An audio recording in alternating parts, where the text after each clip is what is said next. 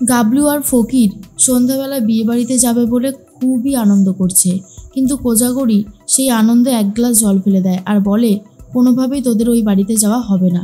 গাবলু আর ফকির তো খুবই দুঃখ পায় আর বলে, কেন গো কাকিমা, তুমি তো নেমন্তন্ন করেছিলে, যাবো না আমরা? কাকাবাবু বলে, এই তোরা কি কোনোদিনও খাসনি?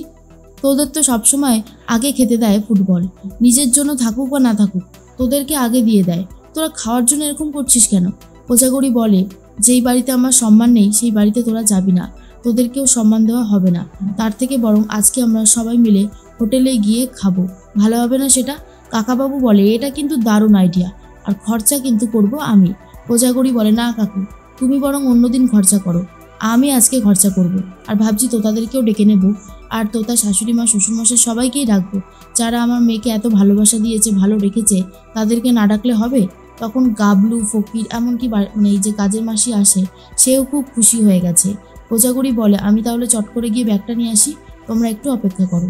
এর মধ্যেই টিনটিনের গায়ে হলুদের অনুষ্ঠান শুরু হচ্ছে। তখনই অনুশ্রী বলে, আরে বৌদি ভাই, তুমি এসেছো, খুব খুশি হয়েছে আমি, এতক্ষণ কোথায় ছিলে?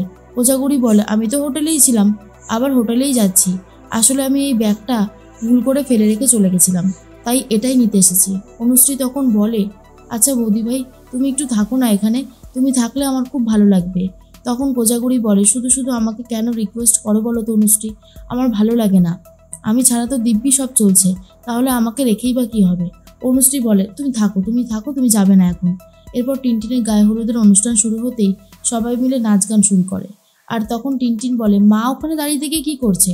মা চলে গেলে তো কোনো অসুবিধা হবে না, আমার মনে হয় মার চলে যাওয়াটাই ভালো। কোজাগরি এই কথাটা শুনে খুবই কষ্ট পায়।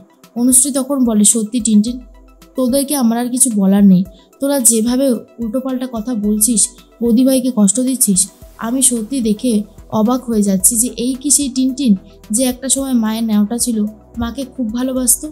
কোজাগরি বলে, আমার ভাগ্যটা বোধহয় খুবই খারাপ, তার জন্য সব পেয়েও আমাকে এখন সব হারাতে হবে, চলেই যাব এখান থেকে, উদ্দালক বসুকে সারা জীবনের মতো মুক্তি দিয়ে আমি এখান থেকে বেরিয়ে যাব, তারপর ময়ূরাক্ষীকে নিয়ে উদ্দালক বসু তুমি ভালো থেকো, কারণ আমি জানি মন থেকে যেটা তুমি চাইছো সেটা তুমি কোনোদিন করতে পারবে না, করতে হলে আগে আমাকেই করতে হবে, তাই আমিও সেটাই চাই যেটা তুমি ভালোবাসবে, আমি তোমাকে মুক্তি দিয়ে চলে যাব এই বাড়ি ছেড়ে।